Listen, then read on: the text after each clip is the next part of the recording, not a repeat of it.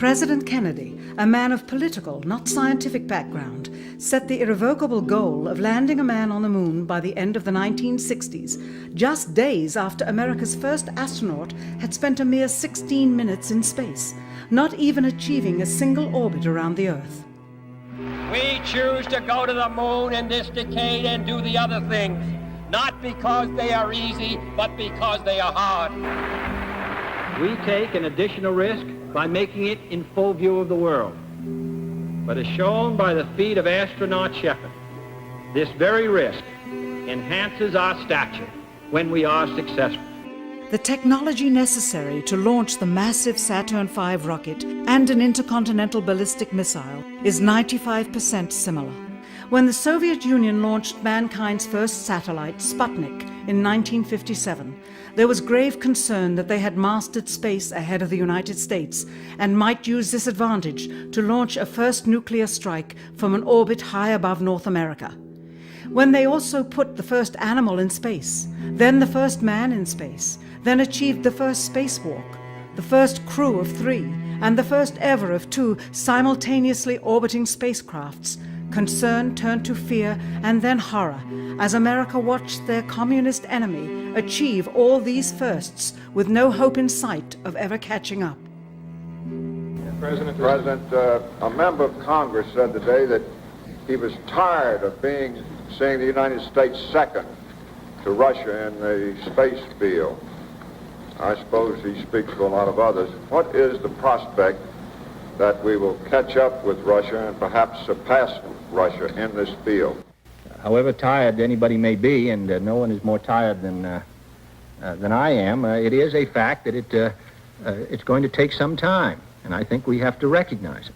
They secured these large boosters, which have led to their being first in Sputnik and led to their first putting their man in space. We are, I hope, going to be able to carry out our efforts with due regard to the problem of the life of the man involved this year.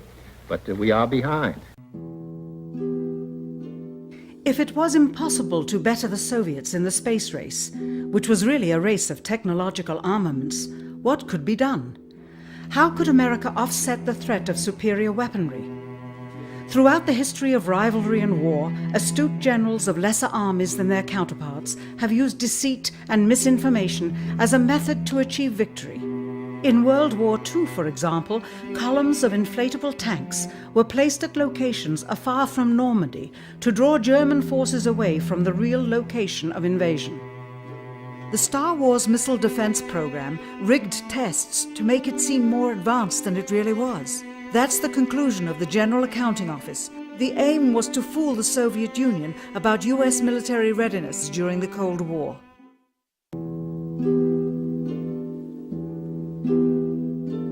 Certainly, it was not possible to fool just the Soviets about US strategic capability in the 1960s, while somehow informing 200 million Americans of the truth secretly. In order for them to believe the United States had the capability to go to the moon, everyone would have to believe it.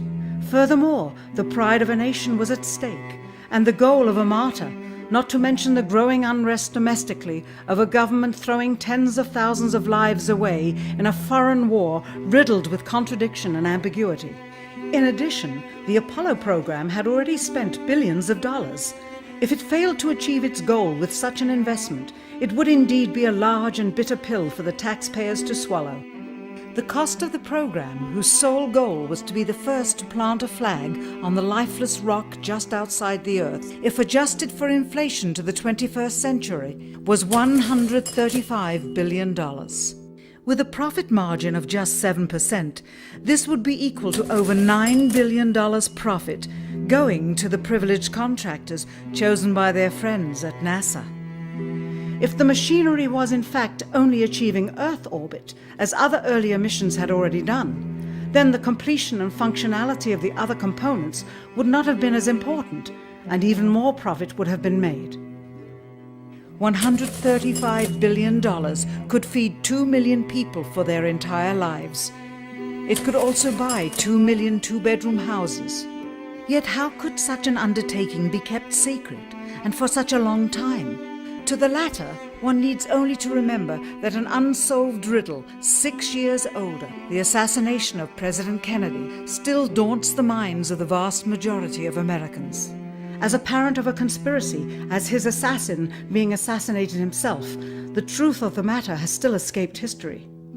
In keeping a secret of the magnitude of the Apollo missions being fraudulently created, one turns to the Manhattan Project for comparison. Surreptitiously building the first nuclear bomb during the early to mid-1940s involved 129,500 people over a 3-year period. Yet the secret did not get out. A quarter century later, the art and technology of espionage inevitably improved, narrowing dramatically the number of players in the know of a large clandestine operation. Just 1 year before the first mission to the moon, NASA launched the Tetra satellite, specifically designed to simulate flight data coming from the moon, so that the ground crews could rehearse the landing, much as the astronauts did in their own simulations.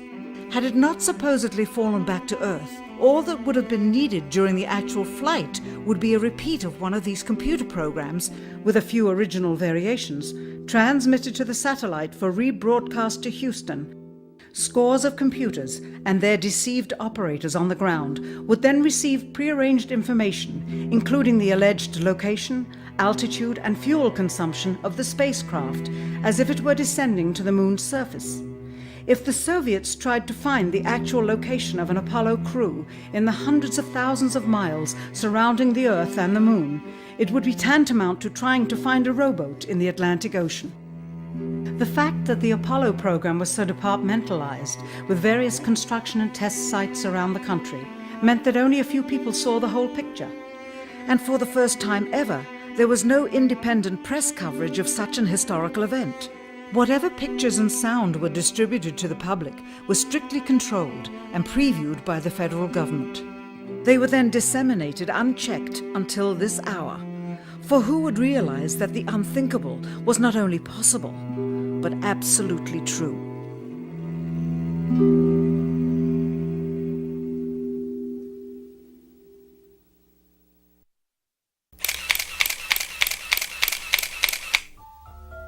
And what of the photographs? What do they tell us?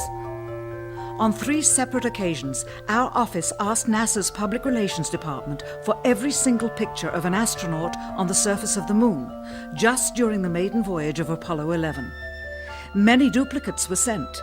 In all, fewer than 20 pictures were found, including first-hand investigation on site at the agency's vaulted archives.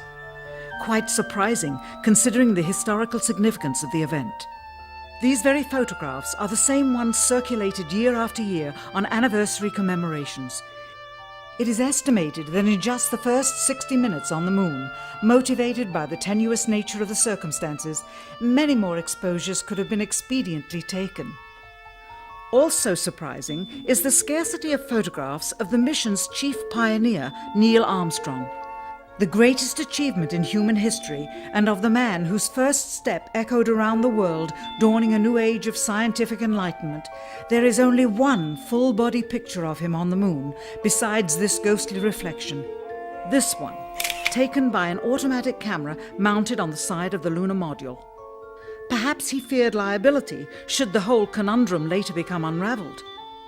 Perhaps he has forgotten that he attested to the authenticity of the event with his signature on this plaque engraved by the federal government.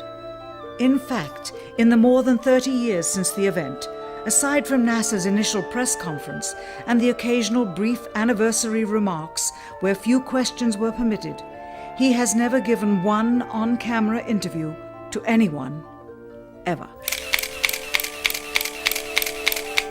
From an analytical standpoint, photographic anomalies have to be sought out with an understanding of lighting and shadows. The most straightforward is simple. When objects are lit solely by the sun, as all the scenes on the moon were said to be, after all, lighting equipment was not only impractical, it was unnecessary in bright sunlight, then all shadows, regardless of the landscape, will run parallel with one another and never intersect, as shown by this example.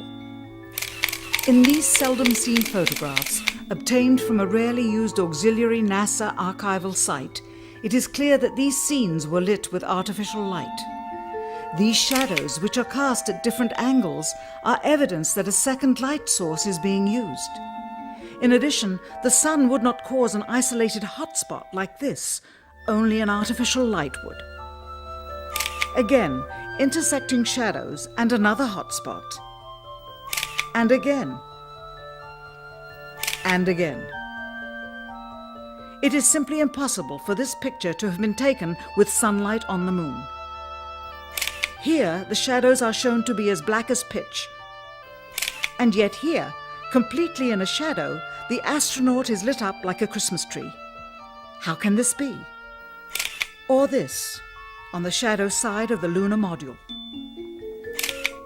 In this magnification of an Apollo photograph, a rock, very likely a papier-mâché prop because of the crease here, is categorized with the letter C. In later releases of the same picture, the letter is gone, probably airbrushed out. Here, a crosshair, which was burned directly into the image from the film plate, and thus should always appear on top of the objects in the photograph, appears behind the object in this scene, clearly revealing a composite of two pictures into one. Someone apparently forgot to create a burn crater underneath the lunar module's 10,000-pound thrust engine, despite the fact that during ground tests there was a real concern for the vehicle falling into the hole the engine created as it descended. Here is a depiction based on the latest specifications and scientific data. In these enlargements, it looks as though the lunar module was simply placed there. Not even one speck of moon dust on the landing pod. As a result, all subsequent flights had to have the same discrepancy, which was explained away by the effect of no atmosphere. And what about stars? On the moon, with no atmosphere, they must have been quite a sight to behold. Yet there is seldom any mention of them, if ever, by any of the astronauts on any of the missions. Undoubtedly, creating a mural with all the constellations properly placed in the sky would have been virtually impossible to create accurately, much less realistically. A competent amateur astronomer would have been able to call attention to the slightest error in measurement. The answer? Not to talk about the stars. Ever. In their post-flight press conference, it was the only question to which Neil Armstrong responded with an absence of memory. When you looked up at the sky, could you actually see the stars and the solar corona in spite of the glare? We were never able to see stars from the lunar surface or on the daylight side of the moon by eye without looking through the optics. I don't recall during the period of time that we were photographing the solar corona what stars we could see. I don't remember seeing any. Years later, though, Michael Collins would remember seeing the elusive stars and wrote about them in Expeditions to the Moon. It seems his memory improved the older he got. Why don't stars appear in any of the photographs? Simply because the proper, mostly closed exposure setting for the camera's iris, set that way to compensate for the bright sunlight on the moon's surface, completely diminished the faintness of relatively distant specks of diminutive light. This answer is true. It does not, however, explain why they never took any pictures of the stars by themselves, with an exposure setting perfect for them. While they took 3 automobiles to the moon, they never took a photographic telescope. Had they done so, they would have been able to see farther into the universe than had ever before been realized. If they had taken a telescope and were not actually on the moon, they would have had to concoct undiscovered galaxies that might one day prove to be non-existent. The cost of the 3 moon rovers in 21st century currency? Nearly $60 million each, though they had fewer parts than a Jeep. Where was all this money going? Then there's the flag, blowing in the wind, at least twice, on the atmosphereless moon. We can only guess that most of the missions were staged inside for fear of possible aerial or satellite reconnaissance from an unfriendly nation. The backpacks, designed for 1/6 gravity, must have had the cooling systems removed to allow for movement without falling over. When the Soviet Union launched mankind's first satellite, Sputnik, in 1957, there was grave concern that they had mastered space ahead of the United States and might use this advantage to launch a first nuclear strike from an orbit high above North America. When they also put the first animal in space, then the first man in space, then achieved the first spacewalk, the first crew of 3, and the first ever of 2 simultaneously orbiting spacecrafts, concern turned to fear and then horror as America watched their communist enemy achieve all these firsts with no hope in sight of ever catching up. President, a member of Congress said today that he was tired of seeing the United States second to Russia in the... But because they are hard. We take an additional risk by making it in full view of the world. But as shown by the feat of astronaut Shepard, this very risk enhances our stature when we are successful. The technology necessary to launch the massive Saturn V rocket and an intercontinental ballistic missile is 95% similar. President Kennedy, a man of political, not scientific background, set the irrevocable goal of landing a man on the moon by the end of the 1960s, just days after America's first astronaut had spent a mere 16 minutes in space, not even achieving a single orbit around the Earth. We choose to go to the moon in this decade and do the other things, not because they are easy. Space bill. I suppose he speaks for a lot of others. What is the prospect that we will catch up with Russia and perhaps surpass Russia in this field? However tired anybody may be, and no one is more tired than I am, it is a fact that it's going to take some time, and I think we have to recognize it. They secured these large